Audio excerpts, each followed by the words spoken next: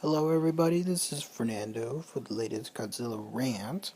And with this new edition, I wanted to talk about the current state of Comic Cons, the current dismal state of Comic Cons in some cases, and showcase some very recent examples of why I think the Comic Cons are essentially, they're still enjoying their bubble when it comes to the success and the peak of audience attendance, but it is just at a point where this baby is about to burst, and one has to look no further than what just happened this weekend to see what I'm talking about on here.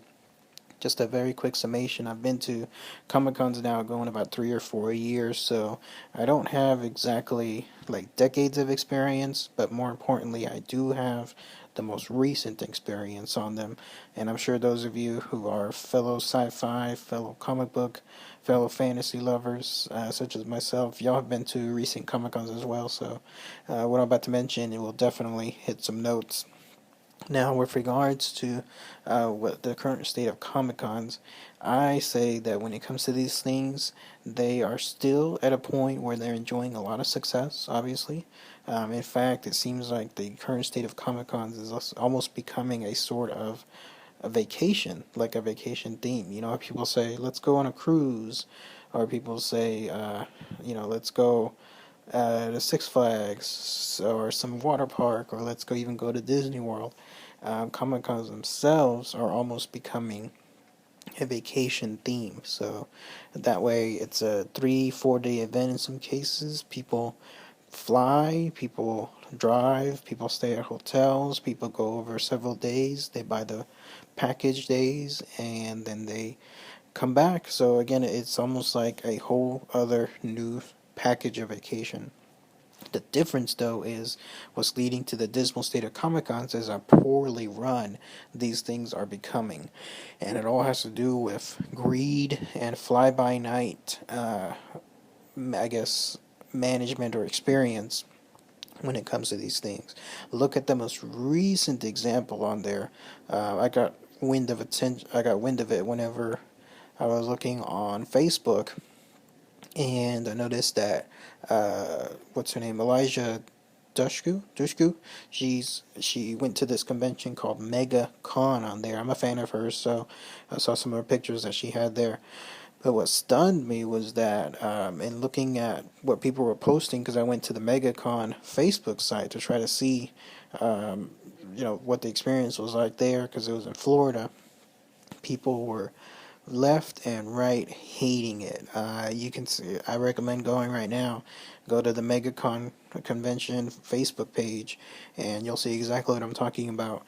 For starters, with the mismanagement on now conventions nowadays, it's all about greed because there's a whole slew of these cons that are overselling these things. I can say that that has happened here in my area with regards to the Dallas Comic Con. So I've stopped going to the most recent ones because it was clear that these owners were more interested in ticket sales to the point where it became a sardine can, essentially inside the place on there. It was wall to wall people.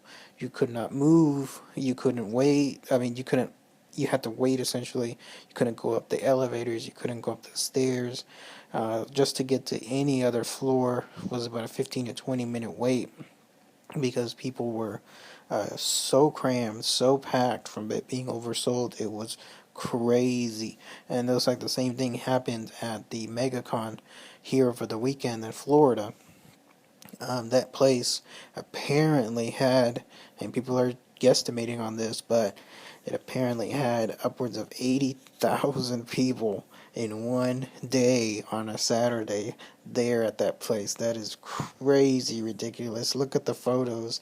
I've never seen a place that full. And this is like a place that's even more fuller than what looks like the San Diego Comic Con on there. Talk about safety hazards, talk about poor experience on there. You don't know where to go with regards to these things. It's crammed, it's tight, everything is just 100% miserable. And that's where the greed factor comes in. The second factor on the greed comes from the current state of Comic Cons and their guests. I mean, these people are taking full advantage, it seems, of everybody going to these things nowadays. And in some cases, it's the celebrity's fault. In other cases, it's the agent fault. In other cases, it's the Comic Con's fault. And in some cases, it's all of the above on there. The one factor that's not being considered is the fans, the people that, again, are going to these places on here. Even when I just started about 3, 4 years ago, I remember autographs being in the $10, $20 range on there. Now you're lucky if it doesn't go above $40 on these things, and we're talking like D-listers, celebrities that who normally wouldn't even get like a movie on Sci-Fi Channel or anything like that. They have now or are commanding $40 to $50 an autograph. It's crazy on there. Now I understand some guests that are legends that yeah, they have high prices because they'll always be in demand. I'm talking like the Stan Lees, the Captain Kirks, the Leonard Nimoys, some of the Star Wars people, the major ones at least. But in other cases, the people that again just had like a walk-on screen role in some Walking Dead show or in some, let's say, past movie from 1985 or something like that. It's now $40 is way too much on there. So, and then the other factor that's making miserable is just plain old mismanagement. With regards to these things I mentioned earlier, the fly-by-night status. Here you have Comic Cons that are literally just being created left and right on there.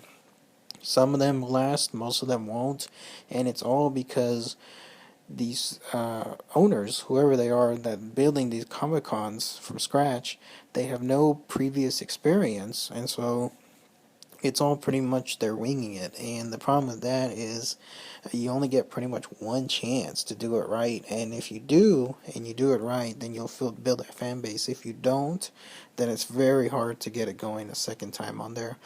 There used to be a very nice Facebook fan group out there called conventions, keyword, like take the word convention, but then emphasize the first 3 letters, convention, and they were essentially there to talk also about the current state of Comic Cons and how they've taken on a whole life of their own, but towards a worse direction.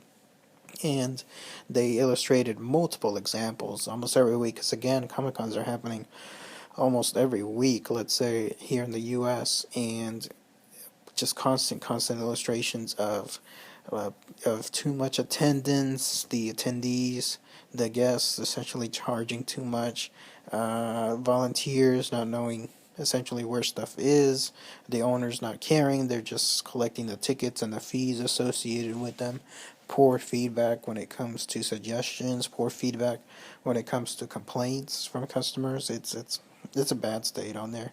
Now, granted, even with all this, I still like to go to Comic Cons because, hey, it is fun. But I've adapted and I've adjusted to where now, instead of going, let's say, on the big days on a Saturday, I tend to go just on Sundays, and even then, it's towards the afternoon when it's the last day of the con, and it's maybe like the last half day or so on there, because we're getting way too nuts. And then also with regards to another adjustment is right now with the current state of cons, everything being so damn expensive, it's pretty much I just like going for the Q&As on there. But boy howdy, if you want to see some horror stories and see exactly what I'm talking about, again, go to the Mega Con Florida Facebook page. Click on the comments that people have been leaving. If the owners haven't been deleting them, they should still be up, but you'll see plenty of examples of some people and the way they essentially got screwed over. They're spending a lot of money to get in, and then only being able to essentially just walk right around in lines, pretty much. I remember that happened to me actually the last time I was at the Dallas Comic Con, and I remember I showed up and it was just 5 hours of solid waiting just in line after line, and I said, that's it, I'm not coming back until this baby gets fixed. And so that's when I modified and I adapted and I changed everything else, but we'll see on that part. But anyways, what are your thoughts? What do you think about the current state of Comic Cons? Those of you who go to them frequently, do you think it's getting better? Do you think it's getting worse? Are they? Granted, there are some good Comic Cons that are out there. I moaned about the Dallas Comic Con on there, but again, if you go at the right time, let's say Friday in the evening or Saturday in the afternoon, you'll do fine. But with regards to other days, it's still inexcusable. And then there are other cons like the Texas Comic Con where they do well. The Wizard Con, oh my goodness, I don't know how they do it, but they have so many people that show up. But it is a smooth operation, smooth flowing process, hardly any wait on any lines, no matter what the celebrities are. And on top of that, everything seems to just click. And then at Texas Comic Con, it's growing, it's getting better, but it still has a local feel. It's a great place that I love going to these past couple of years because it seems like the owner there, Chris Kidd, pays a lot more attention to the fans and what they're mentioning and what's needed in terms of improvement. That's what I love about that stuff. So there are still cons out there that are good. So if you have any comments, share them below. Share your experiences on what's some of the good ones that you've been to. But if you've been like me and have been to several bad ones as well, post your experiences, share them below, and then that way we can all just have a good discussion on this. So, all right, thanks again, everybody. Take care. Bye.